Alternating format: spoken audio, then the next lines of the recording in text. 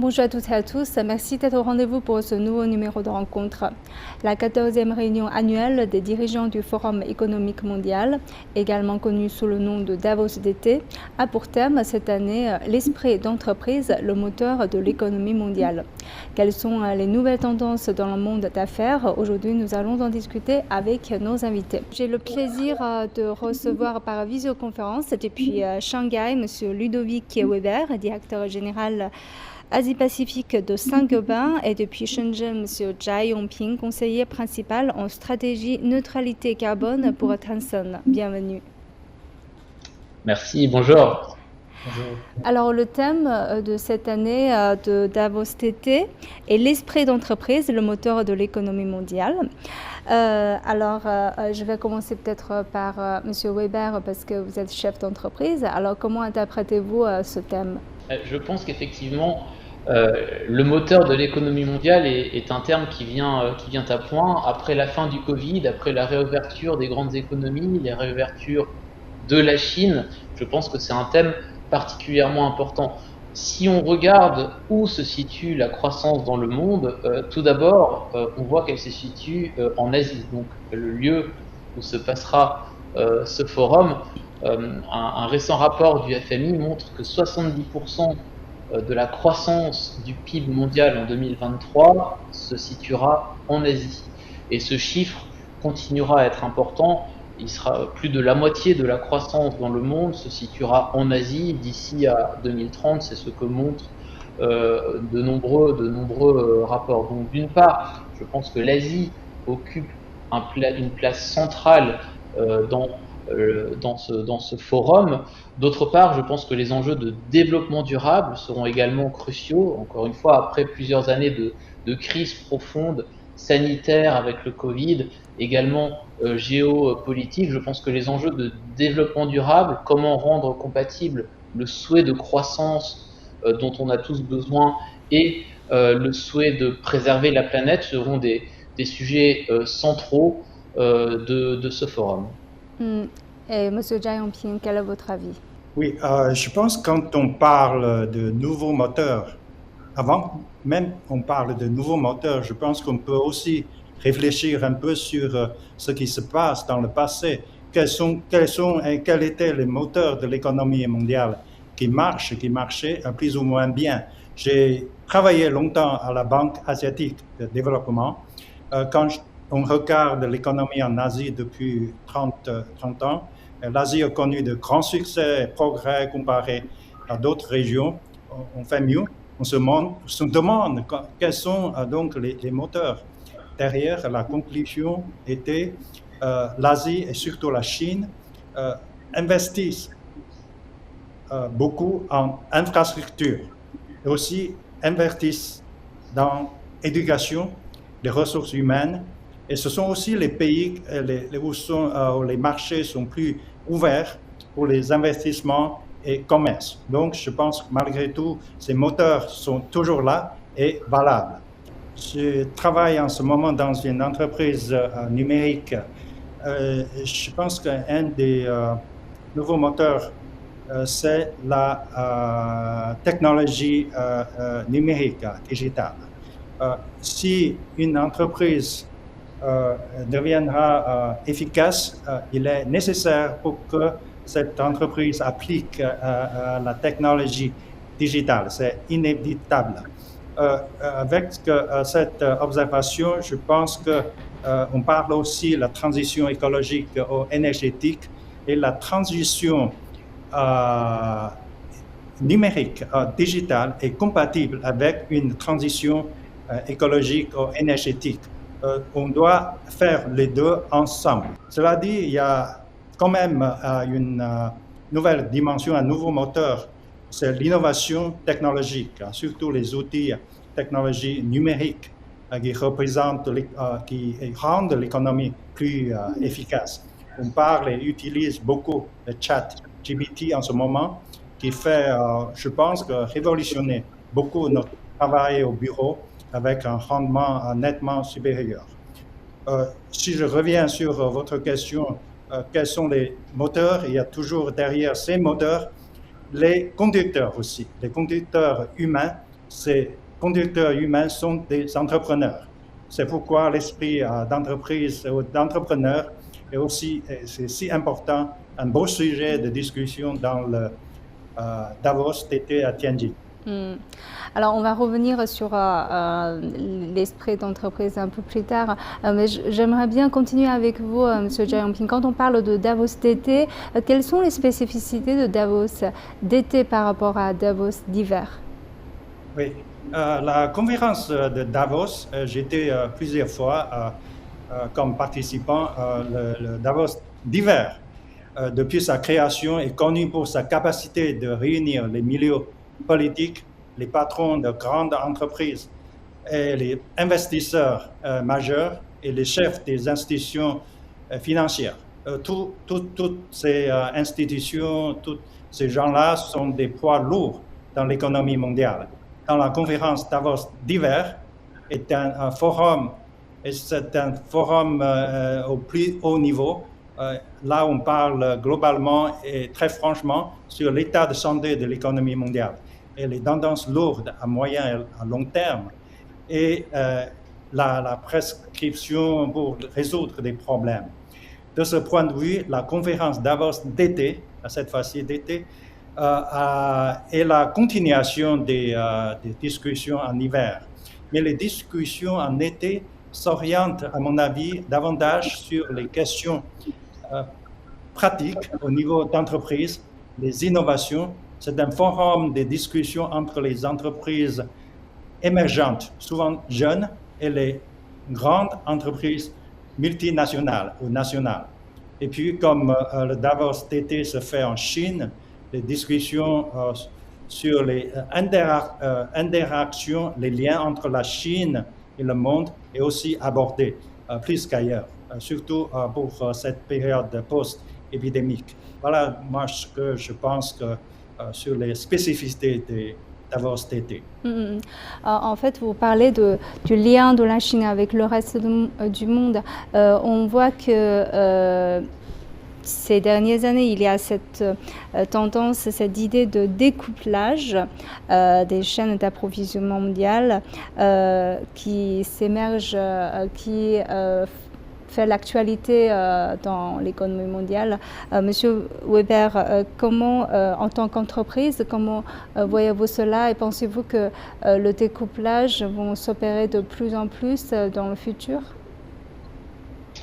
Oui, effectivement, on a beaucoup parlé de découplage récemment. Personnellement, je suis convaincu et j'espère aussi qu'un vrai découplage est quelque chose de totalement utopique et d'impossible quand on regarde les chaînes de valeur, les supply chains à l'échelle d'une entreprise comme Saint-Gobain, mais également à l'échelle macroéconomique, on se rend compte qu'il est totalement impossible de décorréler les grandes économies les unes des autres. On restera très interdépendants, les différents pays resteront très interdépendants avec tous des forces et des faiblesses. Je pense que ce vers quoi nous nous orientons est plutôt une mondialisation plus responsable d'une part, c'est-à-dire qu'il faut que les échanges internationaux soient gagnant-gagnant. On ne peut pas avoir une ou quelques économies qui soient les seules gagnantes du jeu des échanges mondiaux. Un exemple qui a émergé de la crise du Covid est par exemple que les grandes économies occidentales, les États-Unis et l'Europe ont réalisé qu'elles s'étaient désindustrialisées trop rapidement, ce qui crée trop de dépendance par rapport à d'autres économies. Donc il y a un souhait de réindustrialiser et je pense que c'est une bonne chose pour ces économies de se réindustrialiser. À l'inverse, les pays émergents qui ont besoin de se développer très rapidement ne peuvent pas, par exemple, se faire avec des technologies étrangères. Elles ont besoin aussi d'une certaine autonomie en termes technologiques, en termes d'innovation. Donc je pense qu'on s'oriente plutôt vers une interdépendance un peu plus raisonnable, un peu plus mesurée, mais qui ne sera pas synonyme de réel découplage, qui est un scénario auquel je ne crois pas personnellement. Alors, on voit que je vais continuer avec vous pour parler plus de l'esprit d'entreprise. On voit que ces dernières années, il y a ce concept, le critère ESG, l'abréviation d'environnement social et gouvernance, qui est devenu une priorité pour les entreprises internationales.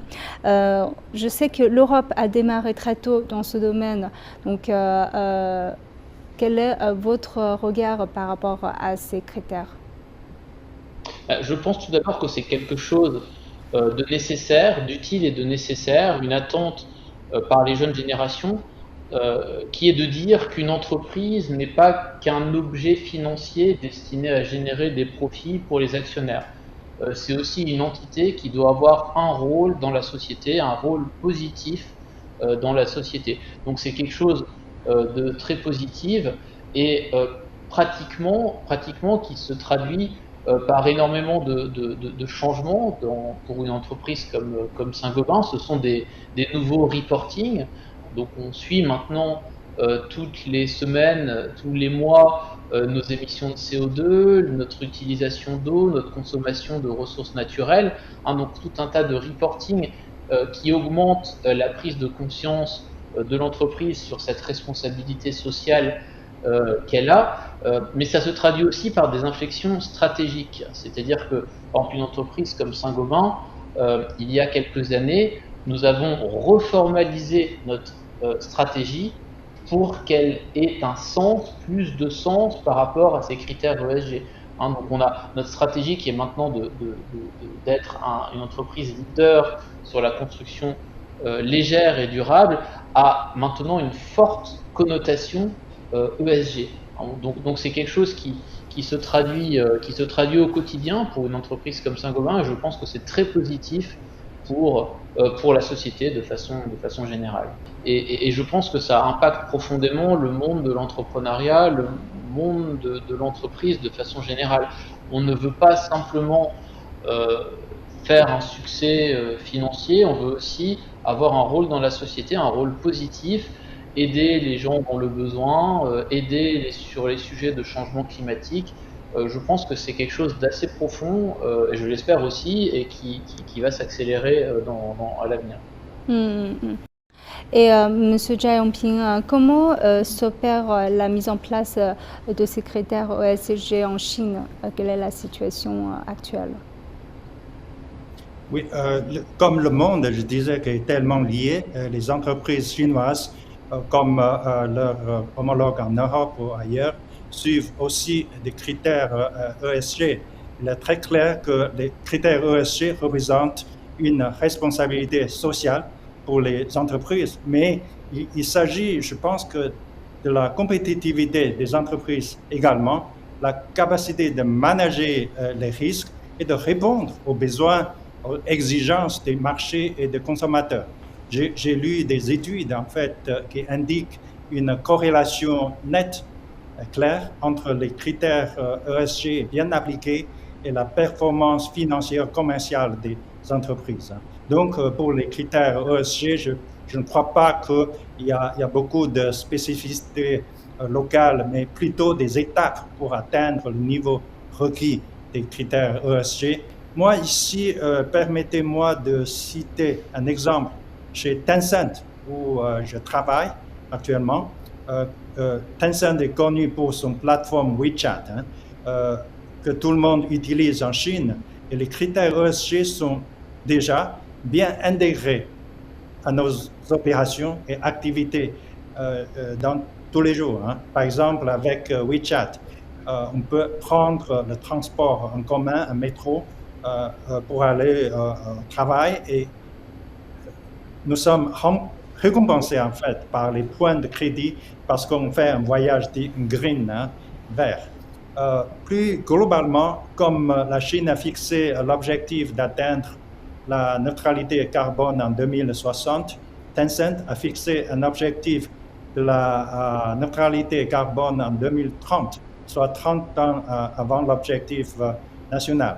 Une telle ambition est un coup de pouce en fait pour nos opérations, de l'entreprise, dans la mesure qu'on doit être plus efficace et performant tout en réduisant les coûts. Voilà. Oui, je vais continuer avec vous, Monsieur Weber. Quel est votre avis là-dessus? Parce que vous travaillez aussi, vous travaillez en Chine et vous travaillez aussi avec des partenaires chinois, des sociétés chinoises. Oui, effectivement, c'est vrai que l'Europe a été précoce sur tous ces sujets ESG avec tout un système de reporting, de règles, de gouvernance qui sont mises en place. Mais on voit que les choses sont en train de se mettre en place également de façon très rapide en Chine, parce que les investisseurs sont en partie les mêmes. On a des investisseurs internationaux présents en Chine qui ont ce même type d'attente ESG, parce qu'on a aussi des entreprises internationales comme Saint-Gobain qui doivent respecter ces règles également dans leur opération chinoise. Donc on voit se mettre en place un système ESG en Chine à une vitesse assez rapide. Je pense que c'est très bénéfique pour la Chine, pour un développement continu, mais durable, mais également plus qualitatif, plus social, plus soucieux de ses impacts sur la société de façon générale. Donc c'est quelque chose que l'on voit, que l'on commence à voir également dans les attentes de nos clients qui demandent plus de produits verts, de solutions durables par exemple. Donc c'est un mouvement que l'on voit arriver rapidement en Chine et je pense que c'est tout à fait souhaitable. Pensez-vous que la mise en place de ESG facilite en fait le dialogue entre les entreprises de différents pays parce qu'on a le même critère finalement? Oui, exactement. Je pense que cela facilite les dialogues parce que au final, on parle le même langage. C'est important pour une entreprise internationale comme Saint-Gobain d'avoir des règles qui soient relativement uniformes entre les pays, d'avoir des reportings qui soient relativement uniformes. Et on voit que les choses sont en train de se mettre en place et c'est quelque chose qui est effectivement favorable pour l'environnement du business en Chine et pour le dialogue entre les entreprises. Alors, on voit que l'un des thèmes du forum de cette année est consacré aux tendances de la consommation dans l'ère post-épidémique. Alors, quelles sont les nouvelles tendances de consommation que vous avez pu constater? En fait, vous avez mentionné tout à l'heure un peu plus de produits verts et est-ce qu'il y en a d'autres, Monsieur Weber? Oui, effectivement. Donc l'une d'entre elles que j'ai mentionnées, c'est le souhait de plus de produits verts. Pour Saint-Gobain, ce sont des bâtiments avec des labels verts, des bâtiments qui sont mieux isolés de façon énergétique, qui consomment moins d'énergie. Donc ça, c'est une demande qui est très claire, très forte en Chine et qui est favorable à notre activité puisque c'est ce que l'on propose. Une autre tendance que l'on voit dans notre secteur, c'est une demande pour des matériaux plus qualitatifs, de meilleure qualité et également plus de services. On veut toujours plus de réactivité, un service rapide, des solutions complètes. Donc une demande qui est beaucoup plus qualitative, beaucoup plus haut de gamme. Et là encore, c'est quelque chose qui nous est plutôt favorable parce que c'est des choses avec lesquelles on est généralement à l'aise. Donc ce sont des tendances assez structurelles qui, je pense, vont s'accélérer et auxquelles on s'adapte assez rapidement. Monsieur Jia Yongping, on sait que pendant le Davos cet été, c'est un forum qui concentre beaucoup sur les nouvelles tendances et les entreprises jeunes. Et Tencent est toujours sur la première ligne de l'innovation. Donc, quelles sont les nouvelles tendances dans ce domaine maintenant en Chine? Est-ce que vous avez pu constater aussi de nouvelles tendances dans le domaine de l'innovation technologique? Oui, pour répondre à cette question, je pense que je vais citer encore l'exemple, le travail qu'on fait chez Tencent pour répondre aux besoins des consommateurs, aux des besoins en fait des entreprises. Depuis que je travaille chez Tencent depuis 2 ans, on commence à réfléchir comment répondre à la nouvelle tendance des consommateurs. Une de ces observations qu'on a connues, c'est en fait les consommateurs et les entreprises sont prêts à dépenser plus sur des produits dits verts. Donc, même si on fait facturer un petit peu, mais pour une meilleure qualité, pour répondre à un standard élevé, on parle de ESG, mais de standards élevés d'environnement divers, et les consommateurs sont prêts à payer. Donc, à partir de cette observation, on a construit un petit programme avec WeChat. On encourage les consommateurs, comme je prenais des exemples de métro, mais il y a d'autres exemples, que les consommateurs reçoivent des points de crédit. Avec ces points de crédit, les consommateurs peuvent payer les produits de haute qualité dits verts. Ça, c'est un exemple, mais aussi Tencent a développé une plateforme vis-à-vis des entreprises pour encourager les innovations dans les technologies dites basses carbone, pour répondre les actions climatiques.